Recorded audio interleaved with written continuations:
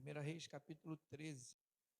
Versículo 1 diz: Então Elias, o tesbita, dos moradores de Gileade, disse a Acabe: Tão certo como vive Deus de Israel, perante cuja face estou, nem orvalho, nem chuva haverá nesses anos, segundo a minha palavra. Você crê nisso?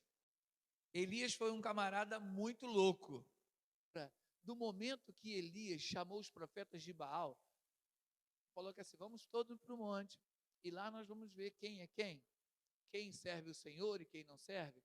E ficaram 450 profetas de Baal de um lado, Elias do outro, sozinho, enfrentando 450 profetas. Agora entenda uma coisa: vai ter luta na minha vida e na sua, que você não vai poder contar com ninguém.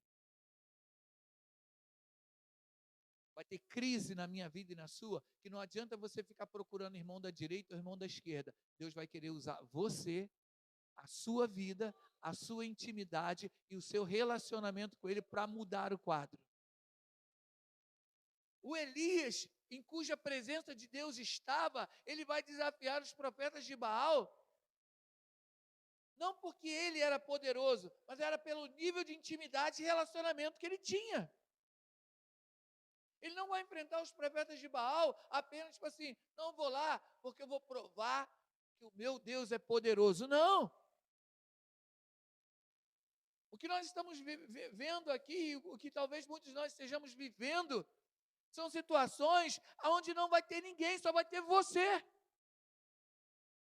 Deus não vai querer colocar ninguém para te ajudar. Não é porque Ele não pode colocar. Deus poderia mandar uma miríade de anjos dali.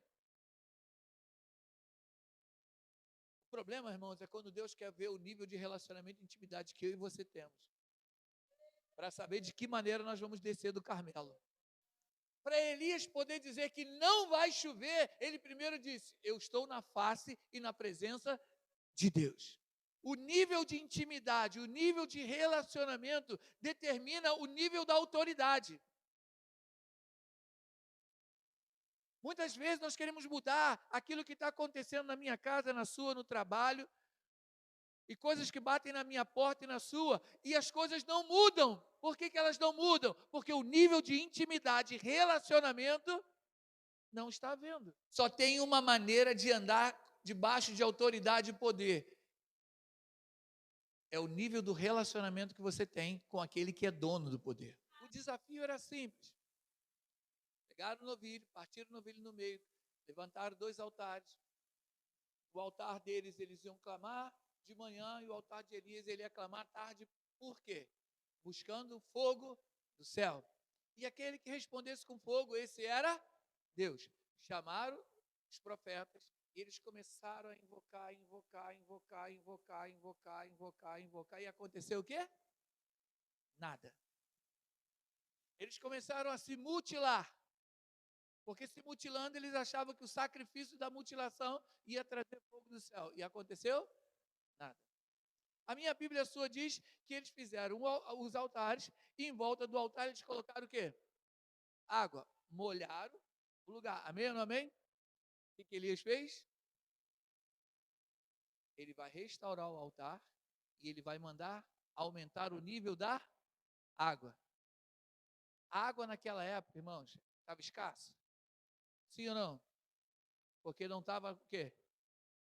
Chovendo. Quando eu e você entendemos que o nível da oferta e o nível do sacrifício aumenta, a intimidade aumenta. Elias queria uma coisa: responder pelo poder da intimidade que ele tinha. E aquilo que era mais precioso, ele manda derramar, e derramar muito. Porque aquilo era como uma oferta para quem? Porque o altar era de quem? A água, quem parou foi quem? Quanto maior o nível da minha oferta e da sua oferta, maior é o nível da resposta daquele que pode. O problema é que muitas das vezes nós estamos num desafio, ou vivendo crises onde nós não queremos aumentar o nível da nossa oferta, nós não queremos aumentar o nível da intensidade. Se eu oro, eu preciso orar mais. Se eu jejuo, eu preciso jejuar mais. Se eu leio, eu preciso ler mais. Se eu tinha intimidade, eu preciso aumentar o meu nível de intimidade, porque é essa maneira que vai trazer o nível de autoridade e poder para a minha vida e para a sua. Por isso que Elias, ele diz, na presença do Deus que eu estou, não é do Deus que eu conheço, não. É na presença do Deus que eu estou. É Ele com quem eu tenho um relacionamento íntimo, aonde Ele responde com fogo, mas Ele também é o que me alimenta, porque a minha oferta aumentou. Quando o nível da oferta aumenta, Ele te sustenta. E quando a gente fala de oferta, não é dinheiro apenas, irmãos. Porque quando a gente pensa em oferta, a gente pensa em dinheiro. O nível da oferta é o nível da entrega, é o nível da adoração, é o nível que a gente está dando a Ele com uma intensidade maior. Então, quanto maior a minha intensidade, maior a minha entrega, maior também é a resposta. Se nós somos a igreja, se nós cremos que fomos constituídos pelo Cordeiro, e o Cordeiro deu poder e autoridade à igreja, e esse poder e autoridade não está funcionando, é porque você não está vivendo como igreja. Uma coisa, irmãos, é vir à igreja. Uma coisa é frequentar a igreja. Outra coisa é ser a igreja. Responder com fogo para os homens talvez fosse uma coisa assim sobrenatural. Moisés olhar para uma sarça que ardia e não queimava. Agora imagina você encharcar um lugar com água e a água consumir não só o holocausto, mas também toda a água. Entenda o que eu vou dizer para você. Quando Deus responde, Ele responde não só na medida daquilo que você está orando. Porque o desafio era o Deus que respondesse com fogo. Sim ou não? O que Elias precisava era apenas que ele respondesse com o quê? Com fogo. E aí, preste atenção no que eu vou te dizer. Deus não vai consumir só o holocausto, mas também vai consumir a oferta. Fala para o irmão, Deus não vai consumir só o holocausto. Ele vai consumir também a oferta. Porque a água também secou. Sim ou não? A minha Bíblia, a sua, diz que quando essa entrega é recebida pelo Senhor, Ele responde com fogo, toda a água é consumida. A partir daquele momento, Elias vai pegar uma espada e vai matar quem? Ele vai fazer o quê? Ele vai matar os profetas de quem? De Baal. Presta atenção. Você lembra quando Davi foi enfrentar Golias? Davi pegou 5 pedras no ribeiro, pegou a funda dele, mirou. Quem caiu? O gigante.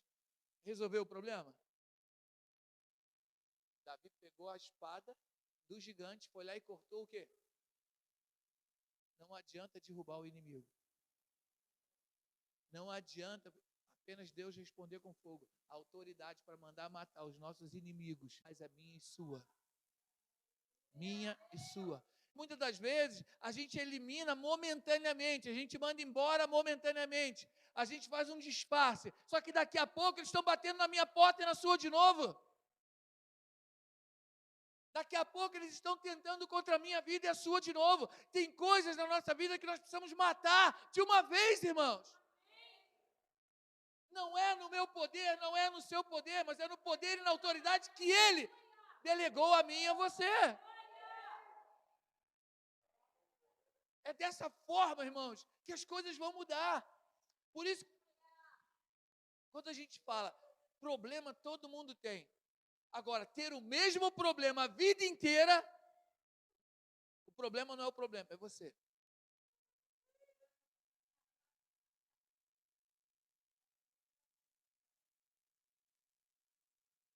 Porque quem não manda o problema embora e mata ele é você. Então ele vai te matar. Tem jeito. E aí uma das coisas que a gente precisa entender para esse tempo, irmãos, nós estamos caminhando para o fim, amém? Quanto mais próximo do fim, mais ou maior será a investida do inimigo para Só que quanto mais intimidade eu tenho, maior autoridade e poder eu caminho. Se nós não entendemos que pelo fim está perto e eu preciso de mais intimidade, de mais autoridade para suportar os últimos dias. Porque os últimos dias, irmãos, vai ser pauleira. Para e pensa, o meu nível, o seu nível, está aumentando ou está diminuindo? Por que nós nos tornamos alvos fáceis? Porque o nível está diminuindo. Por que não há um avanço? Porque o nível está diminuindo. Uma das coisas que a gente precisa entender, Deus, quando colocou Adão no paraíso, ele vinha todo dia na viração do dia, sim ou não? Por que ele vinha na viração do dia? Para um relacionamento. O relacionamento revela quem nós somos. E o relacionamento revela quem Ele é para nós. Só que, irmãos, não tem como nós enfrentarmos o inimigo que tem as suas artimanhas, que tem as suas estratégias, se nós não temos as estratégias que a intimidade vai nos dar. O inimigo, desde que o mundo é mundo, ele vai entrar no jardim por uma estratégia. E de lá para cá, ele não vem e não mostra para mim e para você como lobo. Ele não mostra a cara dele. Ele sempre vai enviar alguém. Ele sempre vai usar uma situação. E nós sempre caímos. Sim ou não? E muitas das vezes, nós queremos guerrear no nível espiritual ou contra o mundo espiritual sem intimidade com aquele que é espiritual. Porque Deus é espírito. Não tem como eu me relacionar com Ele se não for espiritualmente. Não tem como viver com Ele, num relacionamento com Ele, se não for espiritual. Não adianta a gente achar que ter o nome aqui na igreja A, na igreja B, frequentar a igreja, eu estou vivendo uma vida espiritual. Nós podemos ser religiosos ou espirituosos, mas espiritual nós não temos nada. Nada. Porque a primeira coisa, irmãos, que o relacionamento traz é intimidade, sim ou não? Amém ou não amém? Quanto mais íntimo, maior a revelação, sim ou não? Quanto mais íntimo no seu casamento, maior revelação você tem daquela pessoa. Quanto mais íntimo de Deus, mais você conhece dele. E mais ele libera para você.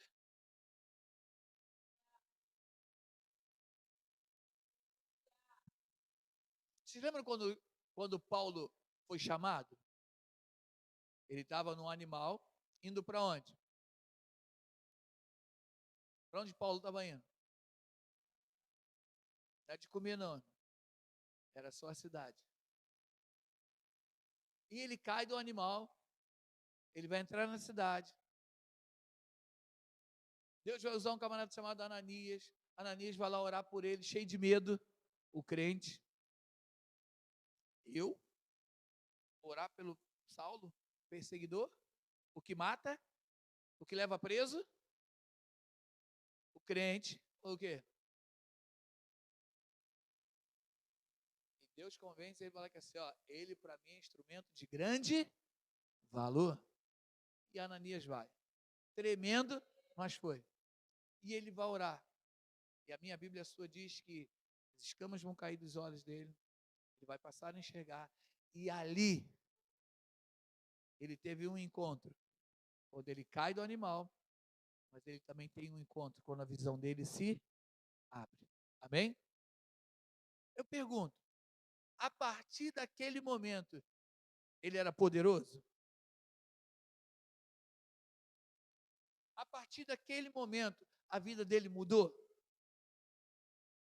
Ali começou um processo. vamos ler, Paulo vai para a região da Arábia, vai passar 3 anos e meio lá de reclusão, buscando a face do Senhor, para que ele então pudesse voltar, cheio agora de intimidade, de relacionamento, para fazer aquilo que Deus queria através da vida dele. Paulo, quando ele começa o ministério, ele era rico, sim ou não? Amém ou não amém? E ele morre como? Pobre.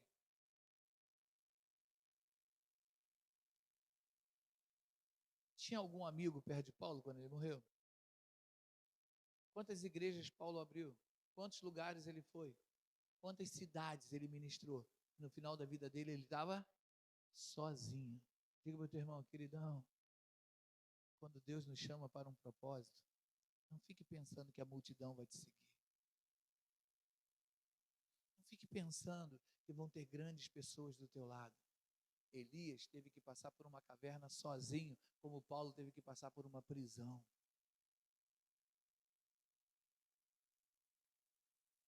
Qual é o tipo de ministério e de chamado que eu e você queremos viver nesses dias? O que importa, irmãos, não é o quanto nós somos assuntos aqui, ó. O que importa é o quanto nós temos sido assuntos aqui, ó. Porque o meu nome e o seu nome pode andar aqui, mas se o meu nome e o seu nome não está andando aqui, nós somos só mais um no meio da multidão. Ou nós mergulhamos em Deus com intensidade, ou a gente está perdendo tempo aqui dentro, irmãos. Deus não nos chamou para perder tempo. Está vendo aqui esse teclado? É um instrumento. A Carol estuda 6 horas de teclado por dia. Ela vai ficar uma boa tecladista? Mas eu pergunto, será que a Carol também gasta 6 horas com intimidade? Ela pode ser especialista nesse instrumento, mas nunca ter permitido que Deus tocasse ela. Porque ela aprendeu o instrumento, mas não aprendeu a ser tocada por Deus. O que vai fazer a unção ser liberada não é um instrumento que ela toca, mas é o quanto ela se torna um instrumento para Deus tocar.